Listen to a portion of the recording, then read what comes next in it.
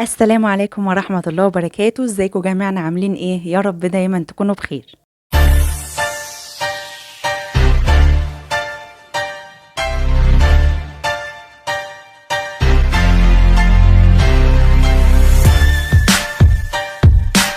كتبت له على النت: أذاقكم الله حلاوة ما أذاقني، وكان جزائها إنها ماتت على إيديه بطعنة غائرة في الصدر. الحكاية والقصة إن كانت في بنت اسمها روان من بلقاس محافظة الدقهلية. خلصت الثانوية العامة بتاعتها ودخلت كلية تربية رياضية، وهناك اتعرفت على زميل ليها اسمه أحمد عبد الرحمن من المحلة محافظة الغربية. حصل بينهم استلطاف طول فترة الدراسة واتطور لحب.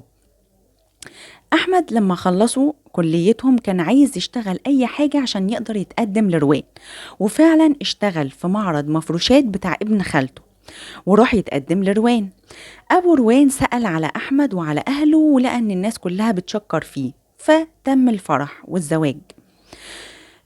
سكنوا في بيت أحمد في المحلة في بيت عيلة، بس كانت شقتهم مستقلة منفصلة، يعني روان ما كانش ليها يعني ما كانش ليها تعامل مع أهل أحمد. ولكن بعد كام يوم من الفرح حصل مشاكل بين روان وبين أحمد، رغم إن هم مش واخدين بعض يعني كجواز تقليدي، دول واخدين بعض عن حب. المهم ان احمد فكر بسرعة ان هما يطلعوا مصيف يغيروا جو عشان المشاكل ما تكبرش بينهم، وفعلا اخد من اهله مفتاح شقة اسكندرية واخد روان وسافروا. قعد يفسحها ويخرجها كل يوم، وكل يوم بياكلوا في مطعم مختلف لحد ما الفلوس اللي معاه خلصت. هنا روان اتعصبت واتنرفزت وقعدت يعني تصرخ في وشه ان ازاي الفلوس اللي معاه تخلص، امال فايدة شغله ايه. فقال لها: تعالي ننزلوا المحل فودافون كاش، اعمل تليفون لابن خالتي واشوف هيبعت لي قد ايه. وفعلا راحوا. لما راحوا المحل ما كانش فيه شبكة جوه، فساب روان قاعدة جوه في المحل في التكييف، وطلع هو يكلم ابن خالته بره. قعدوا يتناقشوا انا ليا ايه ومش عارفه ايه ومحتاج قد كده، وخلاص اتفقوا. قفل معاه ولسه بيلف وهو فرحان داخل مبسوط بقى هيتبعت له فلوس وعايز يطمنها، لقى روان صوتها جايب لاخر الشارع. قعدت تزعق له وقالت له: انت سايبني هنا لوحدي وقاعد ترغي مع ابن خالتك بره. طبعا صوتها كان عالي جدا وكانت عماله تزعق وتشتم، فاحرجت احمد قال لها ما كانش فيه شبكه جوه، وقعد يهديها علشان الناس ما تتفرجش عليهم اكتر من كده. المهم ان هي فضلت تزعق وتقول له: انا عايزه اروح دلوقتي حالا، لا عايزه مصيف ولا غيره. رجعوا شقتهم اللي هي لسه في المصيف في اسكندرية، وروان برضو فضلت تزعق وتتعصب، وأحمد بدأ يفقد أعصابه هو كمان، وقعدوا الاتنين يزعقوا مع بعض لحد ما مد ايده عليها وضربها. الجيران اتلمت على صوت زعقهم وحاولوا يصلحوا بينهم ويهدوهم، برضو لسه عرسان جداد ولسه صغيرين في السن، وفعلا اتصالحوا ولموا هدومهم وخلاص ورجعوا شقتهم في المحلة. فضلت المشاكل بينهم تحصل، ومشاكل كانت بتحصل بين روان وبين أهل أحمد، على الرغم من إن أهل أحمد كانوا في حالهم جدا، يعني ما كانوش من النوع مثلا اللي بينزلوها تخدم عندهم، او اللي بيخلوه هو ابنهم نفسه يجي يقعد معاهم او كده، لا كانوا سايبينهم في حالهم خالص وسايبينه لبيته ولشغله. لحد ما في يوم كان اخوات احمد متجمعين في بيت العيله، بيت ابوهم وامهم يعني، وقاعدين كلهم مع بعض وروان كانت موجوده. سمعت روان ابن اخت احمد الصغير اللي هو لسه ما كملش 5 سنين بيقول على خاله اللي هو احمد ده عبيط واهبل. روان اتنرفزت واتعصبت وقعدت تزعق وتصرخ في الولد لدرجه ان الولد خاف منها وقعد يعيط، وقالت له: انت مش متربي، امك معرفتش تربيك وانت قليل الادب. فاخت روان حاولت تهديها وتفهمها ان ده طفل صغير وعشان هو واخد على خاله بس مش اكتر، لكن هو ما يقصدش اي حاجه. بس روان فضلت تزعق وتتعصب عليهم، وقعدت تزعق في البيت كله، في اخوات احمد كلهم وفي ابوه وفي امه. واتصلت باحمد وبابوها وقالت لهم ان اهل احمد شتموها وزعقوا لها وكلموها باسلوب وحش ومتجمعين ومتكترين عليها. فاحمد لما جات له التليفون ده ساب شغله وطلع يجري على البيت علشان يشوف ايه اللي حصل. فلقى اتفاجئ يعني ان روان سايبه البيت وقاعده عند جارتهم. فسأل اخته هو متعصب في ايه، فاخته قالت له مفيش حاجه، الموضوع كان تافه جدا، بس هي اللي قعدت تزعق وتتعصب علينا كلنا، بس احنا احتراما ليك محدش كان بيرد عليها. المهم راح احمد نزل عند جارتهم علشان ياخد روان يتفاهموا في شقتهم. روان رفضت انها تطلع معاه وقالت له لا انا كلمت بابا وجاي ياخدني. المهم لما باباها جه الموضوع اتطور اكتر والمشاكل كترت اكتر، وأحمد فقد أعصابه ورمى يمين الطلاق. فقامت ماسكة روان مفاتيح الشقة وقامت رمياها في وش أبو أحمد اللي هو حماها، رغم إن الراجل كان مسالم جدا وفي حاله وملوش دعوة بالمشاكل وما كانش بيرد عليها ولا بيتدخل لهم في حاجة خالص. المهم إن أحمد اتعصب أكتر وحلف يمين بالله إن هي ما رجع على ذمته تاني، لكن أهل روان رفضوا الطلاق لأن هي تعتبر لسه عروسة جديدة. وقالوا حكموا يعني ان هي تعتذر لاهله وترجع تاني، وفعلا اعتذرت لاهل احمد ورجعت تاني، بس المشاكل رجعت معاها، قعدت تتخانق معاهم على طول وفي مشاكل وفي زعيق. المهم جت حصل ان هي روان حملت، اسلوبها معاهم ما تحسنش، بقى يزيد في السوء اكتر، والمشاكل بتكتر اكتر يوم عن يوم، والمشاكل بتزيد بينهم اكتر.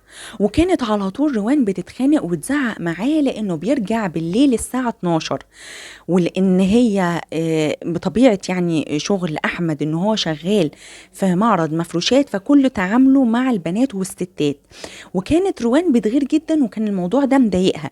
فكان الشيطان بيلعب في دماغها كتير ان ممكن واحدة اصغر لان روان كانت هي واحمد في نفس السن، فكانت خايفة ان واحدة تكون اصغر منه ب5-6 سنين تلف عليه، او ان واحدة مخطوبة او متجوزة تفركش وتسيب جوزها او خطيبها وتلف على احمد، خصوصا ان احمد كان وسيم شوية. المهم ان كان بيحصل بينهم مشاكل كتير وكانت بتقعد تزعق وتتخانق، وكانت عصبية جدا وبتقعد تتخانق وتزعق معايا، خصوصا لما موبايله رن وتعمل مشكلة كبيرة وتتجسس عليه. اهل روان قرروا ان هم ياخدوها لشيخ او شيوخ عموما علشان يقروا عليها قرآن، والمشاكل يمكن تهدى بينها وبين جوزها شوية، وهي عصبيتها دي تهدى وتتعامل كأي ست طبيعية. وكان احمد نفسه هو اللي بيوديها للشيوخ لانه كان عايز يعيش مرتاح في سلام هو وهي وابنهم، لحد يوم الواقعة اللي حصلت في شهر 12 سنة 2023. روان أخدت ابنها وراحت لأحمد المعرض، كانت عايزة تشوفه عامل ايه وبيشتغل ازاي وبيتعامل مع مين. المهم فضلت قاعدة معاه لحد ما جات الساعة 11 بالظبط، وطلبت منه ان هو يقفل المعرض ويروحها ويروح ابنهم ويروح معاهم. فأحمد قال لها انه ما ينفعش يقفل دلوقتي لان ابن خالته اللي هو صاحب المعرض مسافر القاهرة كعادته، وما ينفعش ان هو يقفل ويمشي غير لما يسلموا كل حاجة. روان قعدت تتنرفز وتتعصب وتزعق وتشتم وصوتها بقى عالي جدا، واحمد واقف مش عارف يرد عليها او مش عايز يرد عليها علشان ما يعملش شوشرة في مكان اكل عيشه. المهم ان هي اخدت بعضها وروحت. احمد لما خلص شغله وقفل كان مقرر مع نفسه ان هو ما يعاتبهاش عشان المشاكل ما تكبرش اكتر من كده. فلما روح كان عايز ينام، فقالت له ان هي حاسه بصداع من كتر الزعيق اللي زعقته في المعرض. فنزل احمد عشان يجيب لها دواء من عند مامته تحت، وهو طالع لقى روان قلبه وشها، قالت له الدواء ده انت جايبه منين؟ انت ملحقتش تطلع على اول الشارع، الدواء ده انت جايبه من عند امك؟ فقال لها ايوه. قامت ماسكه الدواء رمياه في وشه ومرضتش تاخده، قعدت تزعق وتتخانق معاه. المهم ان من كتر زعيقها العيل الصغير صحي، فقعد يعيط ويصرخ، فقامت منفعلة اكتر ومتزعقة، وقعدت هي كمان تعمل مشاكل اكتر واكتر، قالت لجوزها احمد اعمل رضعة ورضع ابنك ونيمه، انت مش فالح غير في النوم بس. المهم عشان احمد بيحب روان ومش عايز مشاكل، فقام عمل الرضعة ورضع ابنه وطبطب عليه ونيمه وطبطب عليها هي كمان يمكن تهدى، وحاول يروح ينام. لكن روان كانت العصبية مسكاها جدا وفضلت تزعق تزعق، وكان خايف احمد انها تصحي الولد الصغير، خصوصا ان هي لو صحته مش هتنيمه تاني. المهم فضلت تحاول تاخد الموبايل بتاعه، قالت له انا عايزه هات الموبايل بتاعك اكلم ابن خالتك واشوفه ماسك عليك زله ايه عشان يخليك دلدول عنده. قال لها ابن خالتي ده هو اللي فاتح بيتي وهو اللي معيشنا وفلوسي وشغلي كلها راح عليكي وعلى طلباتك. قالت له لا، الموضوع فيه زله يا دلدول. المهم قعدت تتخانق معاه وحاولت تاخد منه الموبايل، لكن احمد ساب لها الاوضه وطلع قعد في الصاله يحاول يهدى شويه. لكن هي روان ما هديتش، وتفاجئ احمد انها دخلت المطبخ وطالعه معاها سكينه وعماله تشتم وتزعق وتقول له والله لا اقتلك، انا هوريكي ابن الكلب. المهم احمد طبعا اتصدم، حاول يعني يهدي روان وهما الاتنين قاعدين بيشدوا مع بعض، بيحاول ياخد منها السكينه عشان ما تعورش حد، بس روان كانت داخله عليه ونواها، كانت داخله عليه بهجوم شديد. المهم وسط الشد ده لقى روان وقعت على الارض، بيبص لقى السكينه مرشوقه في صدرها في القلب بالظبط. اتفجع واتخض، طلع يجري جاب لها ميه وقعد يحاول يفوقها ويهزها ويكلمها، بس هي ما كانتش بترد عليه. فمن خوفه وصدمته كلم واحد صاحبه حكى له على الموضوع كله، فصاحبه ده كلم الشرطه والاسعاف. لما جت الاسعاف شافتها لقيتها ان هي خلاص ماتت. الشرطه اتحفظت على احمد، واثناء التحقيق قال ان هو عض صباعها علشان يخليها تسيب السكينه من ايديها، بس ما كانش قادر عليها، وكان بيحاول ان هو يبعد السكينه عنها وعنه، يعني ما كانش عايزها ان هي تتصاب ولا هو يتصاب. المهم ان خبر وفاه روان لما وصل لابوها كان زي الصاعقه اللي نزلت عليه. ابو روان كان محامي، بس ما قدرش ان هو يمسك القضيه بتاعت بنته، كان حاسس ان هو مش هيقدر يعيش بعدها، فوكل محامي تاني يمسك القضيه ويتهم احمد ان هو خلص على بنته. والمهم فعلا ان بعدها بشهرين ابو روان مات. المفاجأة الكبيرة ان بعد ابو روان ما مات اخوها الوحيد قرر انه يتنازل عن القضية، لانه كان عارف طبيعة روان مع جوزها عاملة ازاي وشخصيتها معاه وزعيقها المستمر، وكان هو دايما في صف احمد. وكمان خاف على ابن اخته ان هو يتشرد بعد ما امه ماتت وابوه هيتسجن، فقرر ان هو يتنازل. وفعلا اثناء المحاكمة قدم تنازل عن الحق المدني واتحكم على احمد بسنتين بس. دي القصة، تمام. ولكن انا رأيي الشخصي ان في حاجة مش مظبوطة، في حاجة مريبة في الموضوع. اللي هي ايه بقى؟